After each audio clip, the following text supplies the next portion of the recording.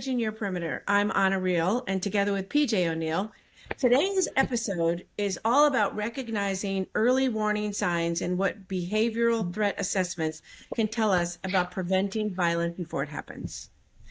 We are excited to have Tiffany Eagles from SEC Protects.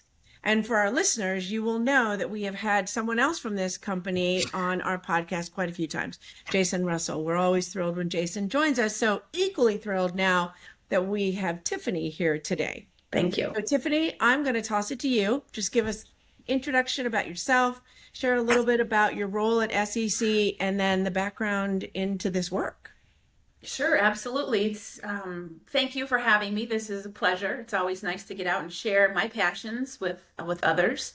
So I'm going to tell you where I started. I was an FBI agent for 20 years. I retired after it was just time, and I had the ability to be with my kids and just do different things. And in the Bureau, I had amazing opportunities to work federal violations, obviously, but then I received a promotion to work in the behavioral science unit. I have a behavioral background. I was a correctional officer as I was putting myself through school, learned a lot about behavior and wanted to understand more. So I was able to segue that education to an experience in law enforcement. So through the Bureau, I was actually certified as one of the behavioral profilers. So from that, it was just an exciting, probably the best part of my career. I was able to teach the law enforcement officials that come to the National Academy at the FBI. I put together a course for them explaining personality, mental health issues, and how those things relate to violent crime and behavior. And it was very well received. And it was just amazing to take that experience and give it back to the local police departments. Not that they're brilliant. They're good at what they do, but sometimes they don't understand the mental health world. So I was able to kind of bridge the gap between those two, and it was fantastic. And then from there, I was able to take that experience and then apply it towards the operational side of the FBI's world. So I was able to help state and local officials with their more complicated, aberrant crimes against adults. So if there was a serial offender, if there was a no-body homicide or a missing person or stalking, any kind of behaviors against adults, I would help them work those cases. So taking that passion of behavior, once I retired, I wanted to see if we could use this for private sector, because we use it in the Bureau so often, but there are so many tenets that are important for businesses, for schools, for just at churches, every gyms, people everywhere need to know about this. So this is kind of what I started to do, is take this out and tell more people about it, to be more aware of their surroundings and what to look for. Instead of coming in when a crisis has already occurred, I want to be able to put this on the front end to prevent events from happening. So when I retired, I reached out to Jason and asked if he would mind if I was able to provide some behavioral advice or guidance on their team, and they said absolutely. So I have been doing a lot of training for them, behavioral threat assessment training and talks, just to kind of engage people and get them thinking differently as far as threat assessments and take the negative connotation out of it. Because really it is, you're doing, especially in the workforce, we're doing this to prevent, right? We're doing this to nurture our people and to catch them before something happens. So it's been a great partnership so far. So I got it. Before we get into the meat of this, I got to know, is it more Criminal Minds or more Mindhunter? Or neither? Or those are totally Hollywood and BS? To be quite honest, it's neither. Okay. Oh, wow. There's PJ. I'm sure those are the shows he watches. Now we know where it's like a nurse. She cannot watch ER, or the nurses in the world, right, male or female. Doctors, they don't watch that stuff. I can't watch those crime shows. It's just terrible. My biggest crime show is the SVU. Well, yeah. Although Dateline, I have to say, I've been watching Dateline occasionally, and I know, oh, hey, wait, I remember this. I think we worked on this case. God. So some of those are the stories. Right. Oh my God. So I mean, it seemed like it would be a natural fit for what the business that Jason has developed in Correct. terms of with the schools and everything. So that's absolutely fascinating. I'm glad that you were able to sort of align it that way. When you just going over some of the questions that we thought about asking you when we were thinking about bringing you on the show, in your incidents concerning behavior, that you talked about how that it's not reported. Can you talk about why that is, or what Yeah, stops people from speaking up about that? absolutely. So I think there's several things that go into why these incidents aren't reported. And one of it is, I think we're busy. I think in life we are distracted. I think that we're doing more with less. We're always multitasking with our earbuds in, rushing to an appointment or talking to someone in the grocery store while you we're more than multitasking, right? And I think when that happens, we either aren't fully present and aren't aware of what's really happening, or we also assume that someone else is going to take care of it. So there's something called the bystander effect.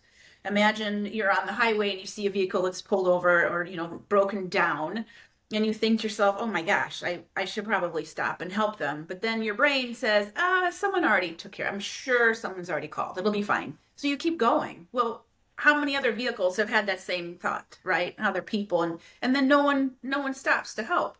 So that I think is part of it. But and I think another thing is some people just don't want to get involved. So if you are, say you're at the grocery store and you're witnessing some concerning behavior, maybe someone's shoplifting, or maybe someone is doing something to another person, do you really want to get in the middle of this?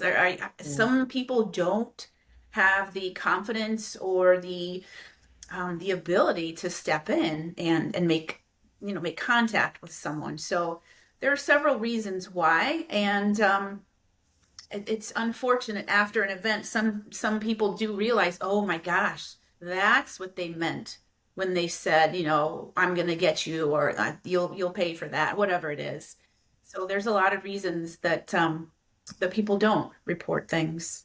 Do you see, or has there been an increase since, say, 9/11, when we really started kind of this thing of if you see something, say something? Mm-hmm. Have you seen an increase in people willing to get involved?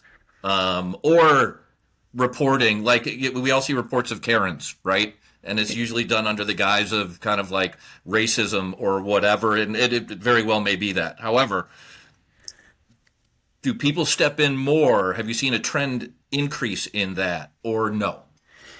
Well, I think after 9/11, I think it was a different thing we were looking for at that particular time. I just saw the site 93, the flight 93 memorial over spring break, and you step back and you're just in awe of what happened. But I think after that, we were looking for that type of incident. We were looking for that type of crime. We were looking for big, massive events. But I don't know if people were looking for the minute changes in someone's behavior or the reclusiveness. Maybe all of a sudden Tiffany's not going on the Friday luncheons at work anymore because, well, why? What's changing about her? Or maybe I am spending more and I'm showing up in clothes that, are different, and I shouldn't have the salary to wear that kind of stuff to the office. Well, what's changed? So those are the subtle changes, and I think those are the things that aren't being picked up on as readily. We know now because of the school shootings, right? That's a very traumatic event that pulls at our heartstrings always. So we look for the backpacks, we look for the trench coats, we look for, someone carrying in a rifle case. But we need to look for the things that happen before all of that even occurs. The small changes in someone's behavior that indicates, wow, this person is struggling with whatever it is. And it doesn't have to make sense to us as a group. They're struggling with something. They have an issue and it's festered. If we can get to that issue, it's like a splinter, right? If we can get that out, it's not going to fester. If we can figure out what the issue is with whoever this person is that's struggling, we can prevent this. I don't think we're looking for those nuances because we're busy. We have things that we're doing. I was guilty of this. At work, I had stuff I needed to do. I needed to get home. My kids needed to go to practice. I was late getting something to the U.S. Attorney's Office, whatever it was. I didn't have time to lollygag and sit down next to Jenny and ask if she's okay. And that's a terrible thing to say out loud, but I was guilty of it myself. So I think that we don't take the time to invest, or if we do, hey, Anna, are you okay today? And you confide in me, and then I don't memorialize that conversation and I never circle back. So it doesn't feel genuine. So you just confided in something in me. Maybe something's happening at home. Maybe you can't pay your bills, or your dog died, or whatever. Well, if I don't come back and ask how you're doing, hey, you told me that you were having an issue with whatever it is. If I don't come back to you to touch base, then you just confided in me, and it's like I didn't even value our conversation. So there's a lot that goes into this, but I don't think we're noticing the small changes that we could pick up on. That kind of raises the hairs on our arms, we get that sense. That was a long answer to a pretty simple question. No, no, that was a great answer. No, because your whole, I'm not going to say the right word here, but we're going to help me out with that package presentation. All of it is all about this behavioral threat assessment, right? Like how do we see it? What do we need to see? And it's like, so when you are training in that, when you're training people for that, how does that differ from other forms of, sort of risk management and things that you're trying to make either local law enforcement or a school or, a company? I mean, what is it that you need them to be looking for? How is it that you're training them for that? So that's a great question. And it's challenging because as an FBI agent, especially working in the behavior crimes, they brought me into the game at the last quarter, right? They already knew that things were going bad. They needed help. They brought Tiffany in with not just myself. There was a group of people that would come in and discuss this event. And we would opine, okay, Tiffany, tell us if this person's going to do this. Well, that's a tough question. No one can predict human behavior, right?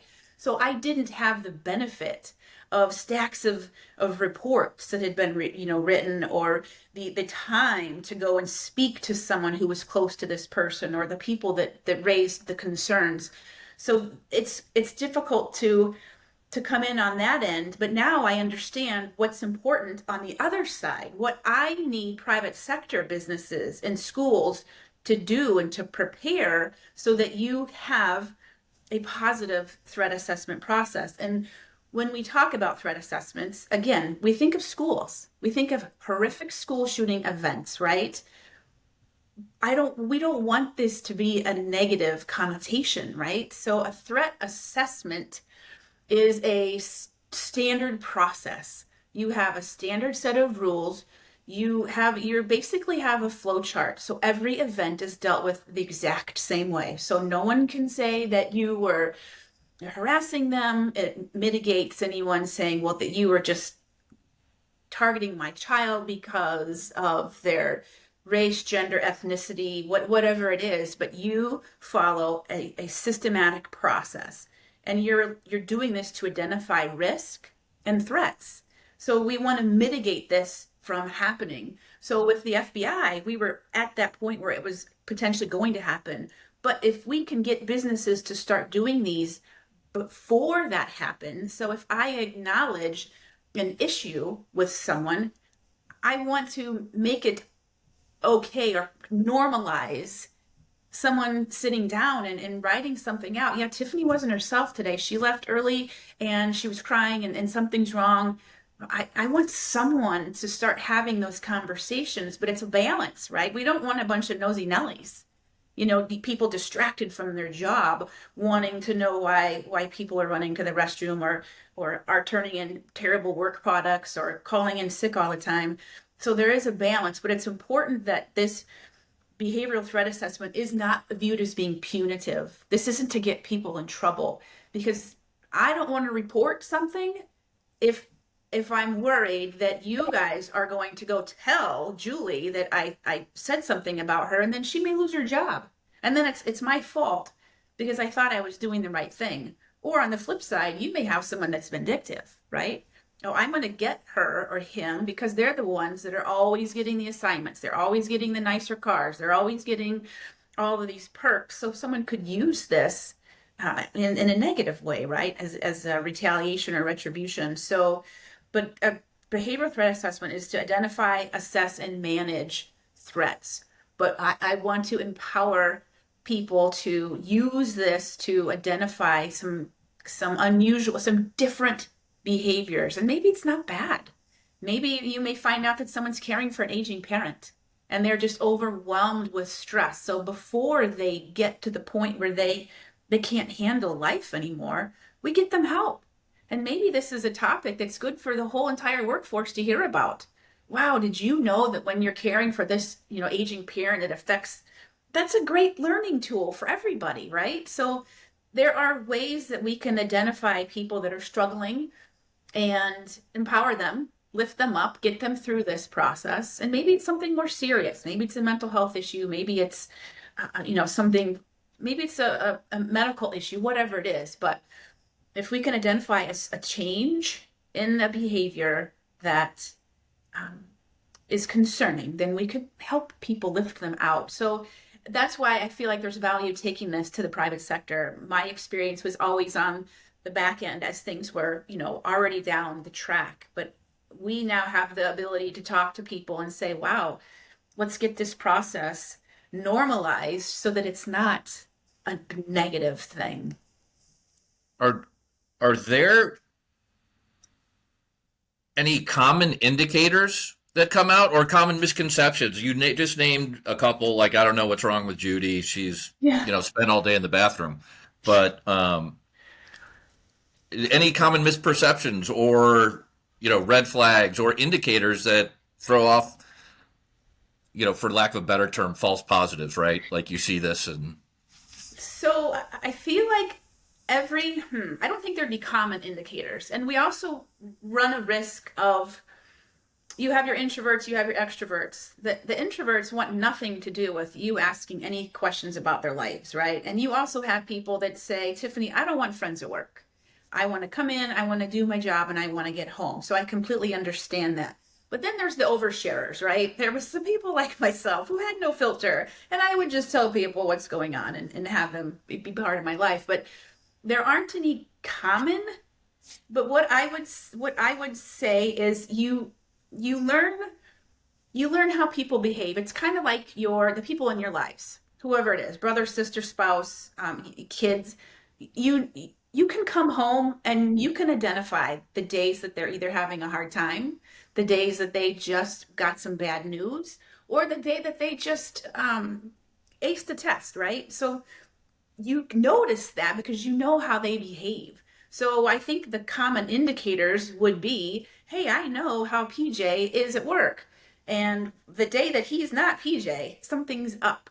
Well, we have to give ourselves grace. I'm not asking or telling people to jump on someone the first day that they're not acting like themselves. But if it becomes a pattern and it's kind of spreading out longer than, I don't know, maybe 2 weeks, is that fair?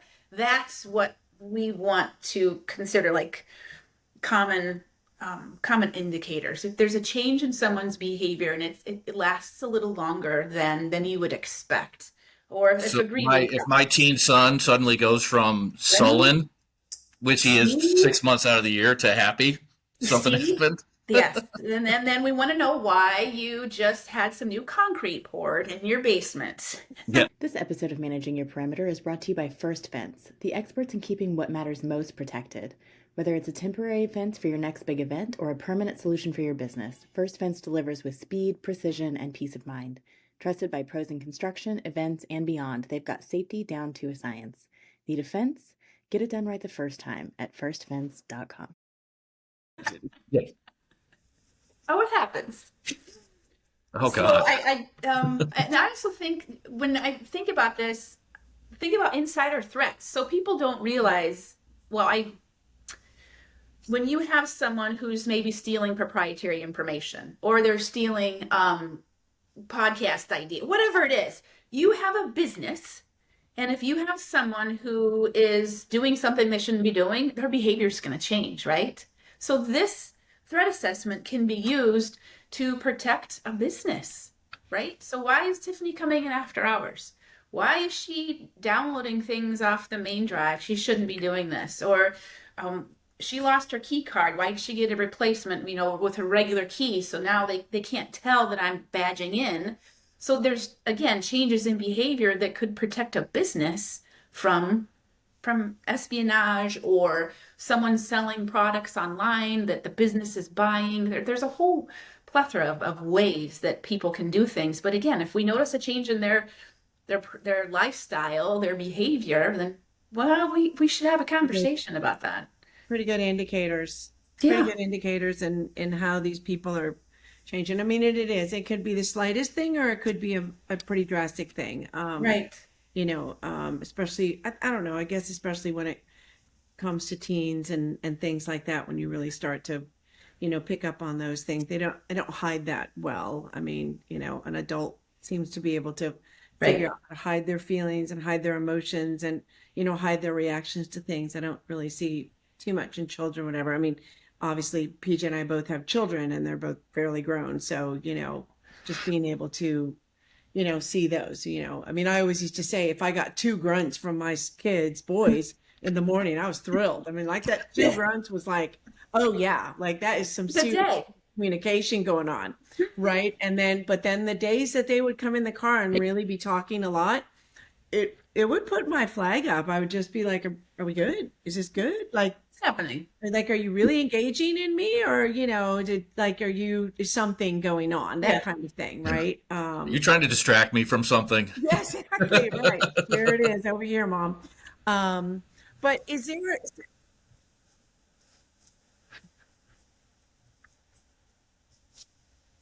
Yeah. Right.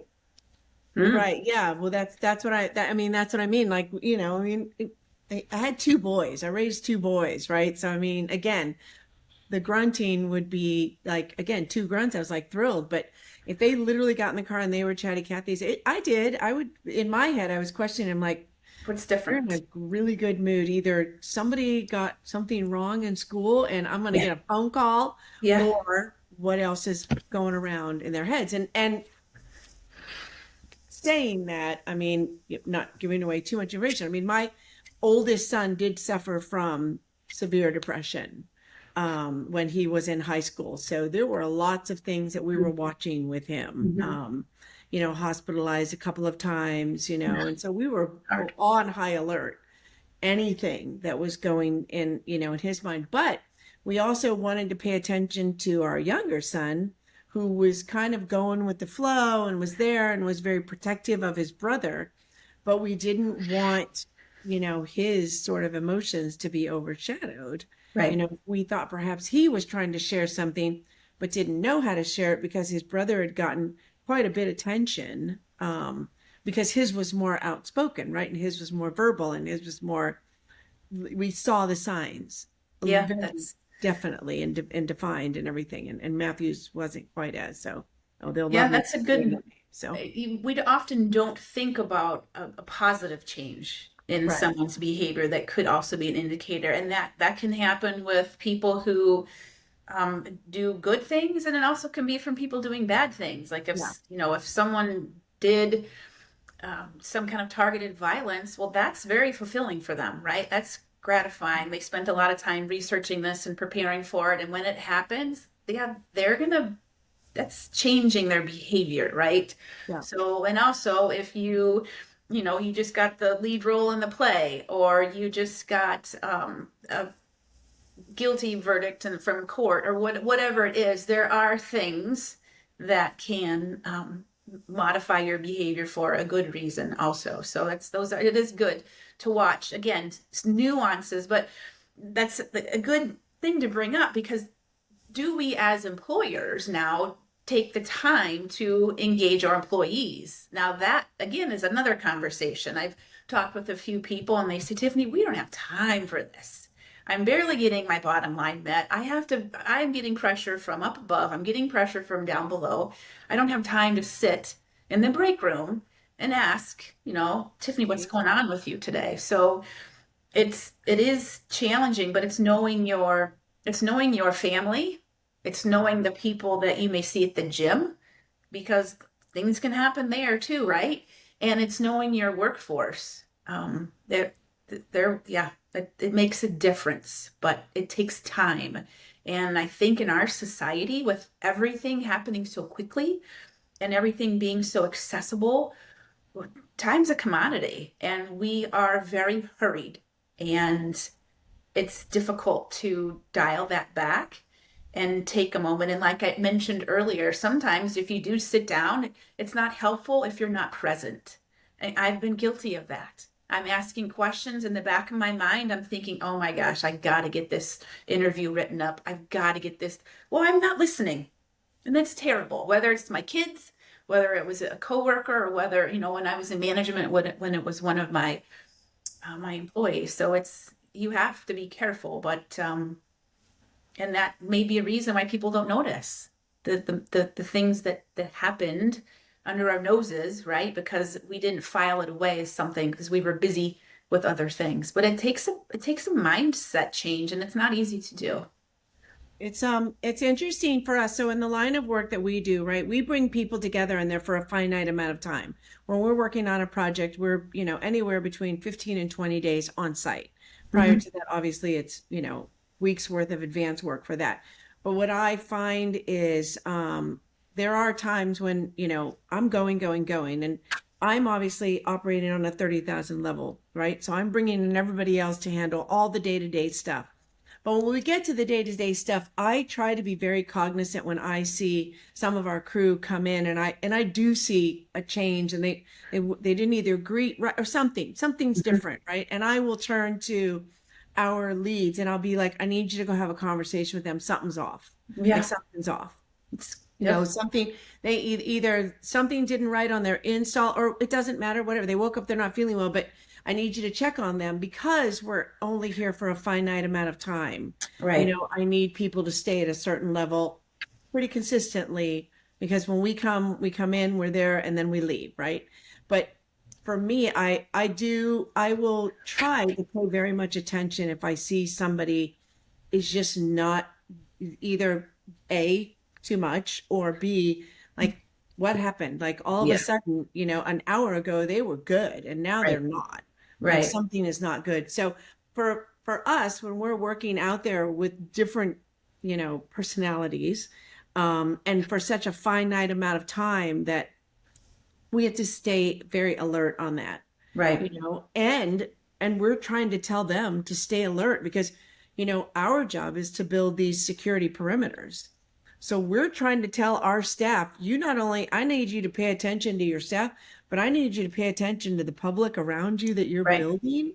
So, we try not to get into these little tunnels of things, but, it's like you're saying, we're time is a commodity. Like this is it. Like the government wants it up and we got to get it up, and there's no, nobody can fight that or whatever, but there's a whole world going on around us too that we're supposed to be very aware of, and it's a lot. It's a lot of complicated. You're right. That's why this is not an easy. It's not an easy fix. It's not an easy conversation. Yeah. It sounds good. It's kind of like a New Year's resolution. Woo! Oh, yeah, I'm going to do this. Well, it works for 2 weeks, and then yeah. So it takes dedication and time, and a lot of companies just don't have any extra room to wiggle this. Do you sometimes see some of these changes in how people express themselves through like social media, whether they're active in it or not? And I guess a follow on to that would be, if so, with the potential predictive nature of AI, do you see that playing an aiding role in how you guys identify this stuff? So there's something called leakage when you have someone who is on the pathway to violence, or they have decided to engage in a targeted violent event. They do. It's impossible to keep everything in. I mean, some people probably, no, I shouldn't say impossible, it's challenging. And oftentimes people will post stuff. But I mean, again, if I post that I want to do something to someone, do people really think that I'm serious? I mean, I'm going to make them pay or whatever. so yeah, there may be indicators that we missed. However, freedom of speech, I mean, what are you supposed to do?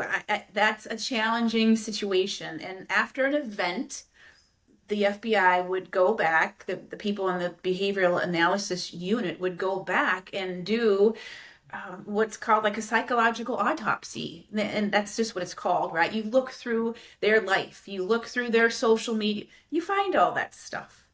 And that's hard because then people say, well, why didn't you know? Why didn't you guys do something about it? Or why didn't the school? Or you can't Monday morning quarterback this once you have all the information, because there are things that are leaked out and things that are discussed, but it's a matter of the people closest to them noticing. All of a sudden, if your boys were in the basement and not coming up and no longer interested in the hobbies that they liked, and now they're sleeping during the day and staying up late, there's just major differences. That's when we need to grab those kids and try to pull them out before they ruin their lives and other people's lives, right? But there isn't a, oh yes, this is it, this is what they mean. Because again, just like a text message, right? When you get a text message in all caps, well, or were you yelling at me, or are you just excited? Or when, you read something and you say, well, that was pretty rude, but that's not what I meant. So it's difficult then to look at an online post or an email or something in a journal and just naturally assume, oh, they're threatening. But it's okay though, if you have this process in place and you're following your process and you bring this comment or this thread to someone's attention and say, I'm not sure, is this something or is this not? And the other beauty of having the threat assessment plan is you have a team. So you have people that have a variety of backgrounds in whatever industry you're in, and they come together. So you're not making this decision on your own. It should never be Tiffany's decision or Anna's decision or Pete. It should never be one person. We all come together and we talk about it. Okay, I saw this online. What do you guys think? Well, in the totality of the circumstances, you make a decision, and we either write this up as a threat and go through our process, or we write down our conversations and why we didn't indicate that this was a threat. That's just as important, because all of those reports, even though they were non-starters, if there was something that happens later, me as an FBI agent, I would have loved to have had all those, because then you see an escalation, or you can kind of watch how things started progressing. But oftentimes, because these things aren't reported, they're not memorialized, and so we lose that history. So that again, that was a long answer. I hope I got your question. You're the one with the answers, though, Tiffany. This is you. This is what we wanted to showcase about you. I mean, that was this is not, again, what we focus on, are actual assets and perimeters and, that safety of people. I mean, when you're getting into behavioral sciences of things, I mean, we just have the television. So that's true. Another interesting thing that we don't consider is kind of like the HR aspect of things. So if there's an issue and someone is being disciplined or being written up or someone's being suspended, that's a situation that needs to be handled carefully, right? Because, okay, does that person have access to something where they could retaliate against the workforce or against patients if it's a hospital, or against the equipment. Maybe this is a heavy equipment facility and they're going to sabotage something. So part of this behavioral threat assessment is there's a big HR component that needs to be really looked at, so that we take someone's access away, or we just watch them once we start having these delicate conversations, that we don't put ourselves in a situation where we're introducing more volatility or potential targeted violence. Oh, you're stunned. PJ?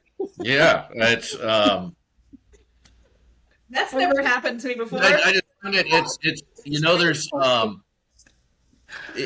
I'm just thinking about that. Is the first thing you said, there's a big HR component, and then in the back of my mind, I'm just like, well, you've got HR. HR is kind of considered the corporate, um, Dogs. snitches, and they're backing the company, which is all encompassing, right? They're there on the company's behalf, not the employee's behalf. It's kind of the general perception, I would say. But similarly, they just go through checklists and forget.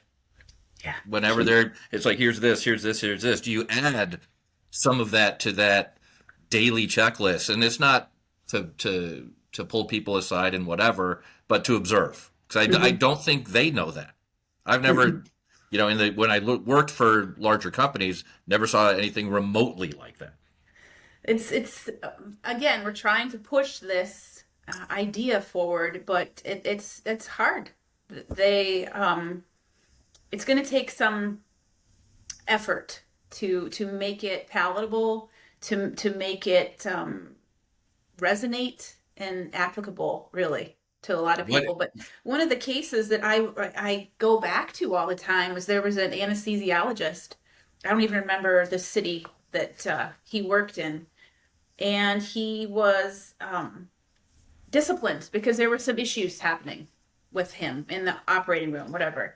So it was in Texas, and patients were having some medical issues when he happened to be the one administering the anesthesia. So they put him on a behavior plan, which is fantastic. That's what you should do, right? However, he was spiking the IV bags. So in order to come back and show what an amazing doctor I am, anesthesiologist, I'm going to induce these and I'm going to save them and it's going to be great and you're going to see what a mistake you made. Well, unfortunately, someone got a hold of one of those bags and used it off the site of the hospital, and they died of a heart issue, right? And it was linked back to this anesthesiologist. But again, it's just challenging when you are disciplining people and then you leave them still in that position. It's a complicated process. Yeah. What's that? Is that the Florence Nightingale syndrome, or is that what that's called? There's Munchausen by proxy. What is that? I don't know what this one would be called, but it's because the hospital was investigating him. He was going to show that, yes, I am competent and I can do this. He was sure he was, but unfortunately someone died because of it. And it's just a scary situation, but I don't know the answer. And depending on the industry, I'm not sure how you mitigate doing some kind of performance plan or modifying someone's, work products without, I don't know. That's a challenging situation. Yeah, I was going to ask how you get through the institutional inertia that inevitably hits any size company. Right. Like, this is how I've always done it. So why do I change? Yeah, and that's the worst, especially when behavioral threat assessment process. That's the worst way to look at things, right? Is it's worked so far. Well, yeah, until it doesn't. Then what? And then you are going to be in the news, and your company is going to take a hit, and your brand and your reputation. We have to make some changes. And I think the more businesses do this and accept this process, it's going to normalize itself, and people will see the value. But it's about, we're investing in our people, and it sounds really corny, but it's about taking care of your work families. That's how I like to look at this, right? This is my work family. And Well, I this tell you, can be we good. always say when we're out doing stuff is if you give me an answer of that's how it's always been done, Oh, we're going to march you out of here so freaking fast. oh, We're creative problem solvers, right? Yeah, sometimes things work because we've done it in the same place at the same time 1,000 times and it works. But Right. it could always go wrong. Tiffany, if there's one thing that you wish every organizational leader understood about behavioral threat assessments, what do you think that would be? I think the one thing that I would like to let people know is that this doesn't have to be, I already mentioned, it doesn't have to be punitive. It doesn't mean that someone's going to get fired. If we can let employees and employers know that once you have this process in place, it doesn't mean that it's going to be escalated to termination, right? We just need to get people comfortable engaging. And we also need to let employees know that it's okay to say something. And this isn't just about targeted violence. What if it's self-harm? What if Right. someone is dealing with an issue that they are overwhelmed and Right. I decide, you know what, I don't want to be nosy, or I don't have time, I have to leave, I have to get to court. I'm going to feel terrible the next day when I find out something happened to that person and I didn't do something about it. That's awful. So I think it's just more than an incident of targeted violence. You know, it's taking care of your people. It's their wellness. It's their health. It's kind of a cultural shift to nurture that Right. component, that part of your employee. But again, a lot of times people don't want to hear this. They're like, Tiffany, we don't have time. This isn't touchy-feely, rosy glasses. I don't have time for your therapy sessions. So, and I Well, don't want people to be therapists. That's not their job.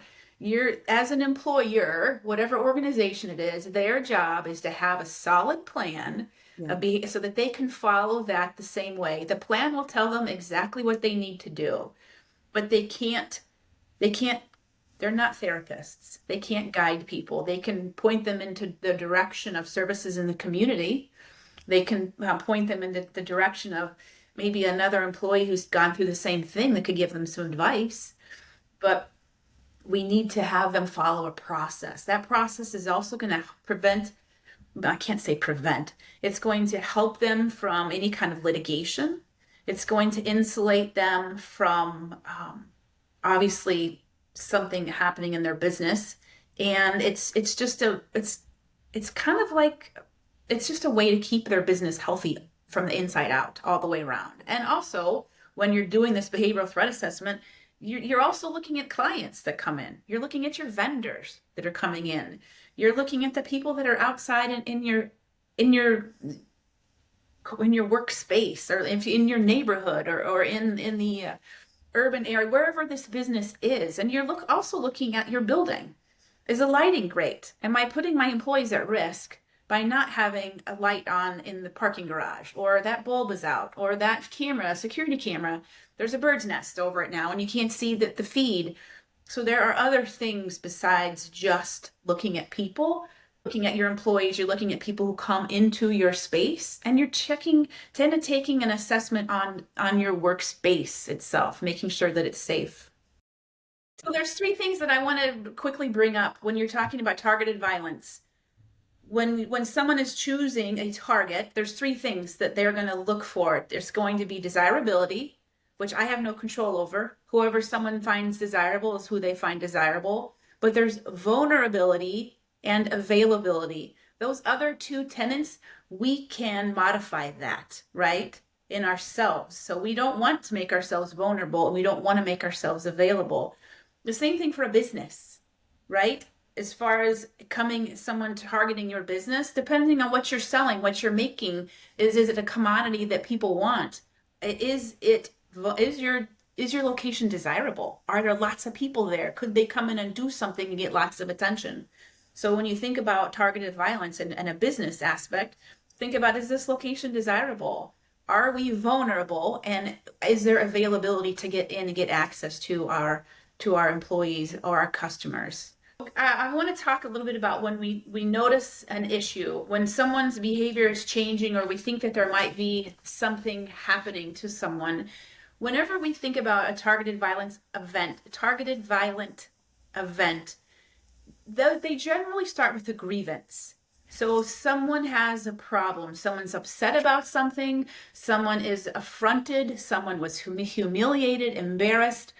The key for this, it doesn't have to make sense to us. So someone could maybe have lost their game of a Fortnite and they're upset. Someone could have been called out online. Someone could have missed a job interview, or they got a flat tire. Whatever it is, there's something that they are angry with.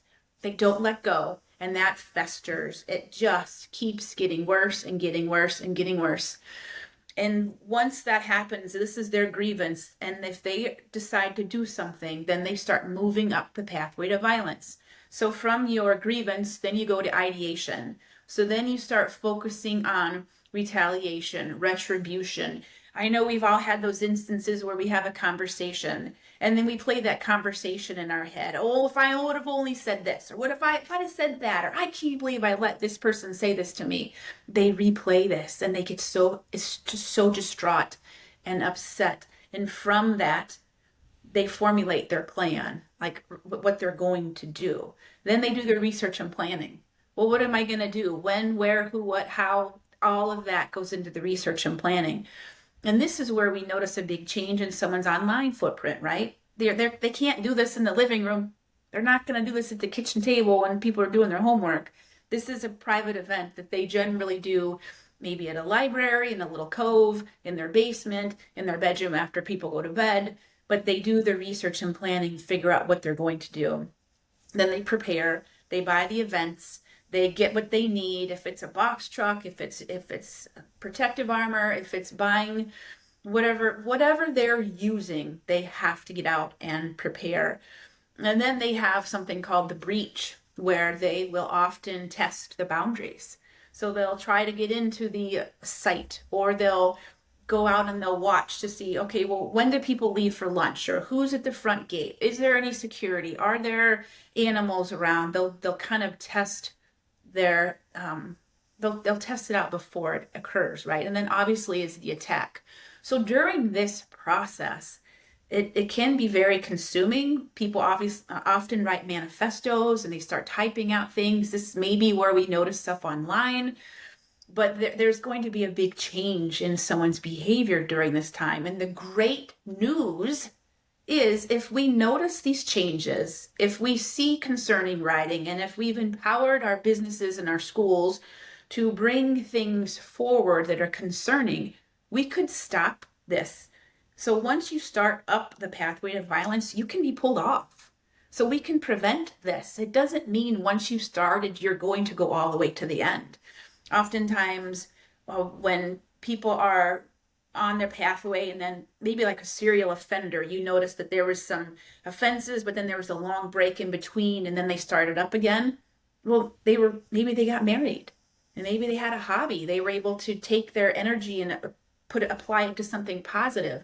But we can do the same thing with this behavioral threat assessment plan, and get people off that pathway and prevent bad things happening to, obviously, them, the person, and also the victims. So it's important to let people know that we can stop people on this pathway if we just have the confidence to have a conversation, follow the plan, do it the right way each time with the consistency, and we can make a difference. That's great. No, that's perfect. And it is something that, you want to try and cut it off at the path, lack of better words here. But you're right. People can change their minds. It can happen. Right. So is that like that potential shooter at Justice Kavanaugh's house, who picked up his gun, was so upset, went up, saw he was guarded, and then just turned himself in? Well, and that's another thing. Like, oh my God, what am I doing? I was Well, about to do something bad. and it's possible that they were thwarted. Maybe he didn't do a good job doing the prep. He didn't do the breach. Maybe he didn't realize that there was going to be that much presence there. But one of the interesting things that we've noticed in this realm is oftentimes if the shooter is engaged, then it stops, right? They don't plan for that. You're startling them. Their plan was to go from A to B to C. Well, they weren't expecting someone to challenge them, engage them. And oftentimes these events can be stopped if not for someone coming in and, distracting them or challenging them or taking the weapon or doing whatever it Same is. with that guy at Mar-a-Lago. Yeah. Oh, my word. Yeah, exactly. Yes, it is getting crazy, but I guess the key to that is you don't have to wait for the police to show up. However, it's a big deal. I don't know how many people would be willing to, jump up and run in front of a massive weapon like that. But oftentimes, when the shooters are engaged, then that they can be apprehended until the police arrive. So it's an unfortunate situation, obviously, and also that's another conversation for another time is, what happens in those type of situations to our bodies. And we have to make sure people understand that you're going to have some physical effects, right? You're going to have the auditory exclusions. You're going to have all the blood rushing to your legs, and you may freeze. And having this escape plan or what to do in that type of event is a conversation that employers need to have with their employees, right? So that people know what to do in a crisis situation, how to stay safe. That's perfect segue, Tiffany, for part 2 to have here. I love that. You open that door. We're going to take that door. Be back because I think that would be a great follow-up to this. Where do you want to direct our listeners to sort of learn more about your work, have access to what SEC Protects does, and any of those training opportunities? Where can we direct them? So SEC has the website up. They have lots of podcasts. I know Jason Russell has a LinkedIn, and they're always putting things on LinkedIn where you can listen live and lots of free resources. There are a whole bunch of resources that we can do virtually. There's the threat assessment plans that we can help make. There's presentations we can come in and engage and just kind of spread the word, the message about this. Well, Tiffany, thank you so much. It's a lot of information, and I've said it once, I'll say it 1,000 times. What we do is not sexy, right? It's not always something that We make it wants. look sexy. It's not anything Only anybody wants to talk about. It's not anything anybody wants to get involved with. These are conversations that need to be had, but you all have figured out ways to bring them out and bring them to employers, bring them to communities and things like that. And that's what this podcast is all about. It's just like, how do we keep the dialogue open? How do we get it so that people want to keep talking about it and know that, it's not a difficult subject. It's just, it's not what we want to talk about. Right. It's right in there with time, it's our commodity. And really, we want to spend this time talking about this. Well, we kind of have to, right?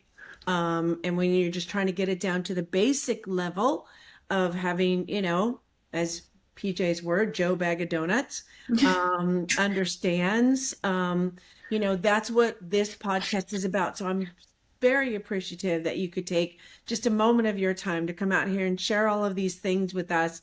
For us, it's very educational for us. PJ and I are constantly trying to figure out different ways to, talk about this, bring this up and where it fits in with other things that other people are doing, like SEC Protects. Mm-hmm.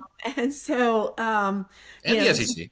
This is good. And the SEC. This is a very good, it's a good segue for us. And I invite our listeners to continue to ask those questions and to not be afraid to go and talk to what is set up in your worlds and what is set up, in your businesses and everything, because that's what they're there for.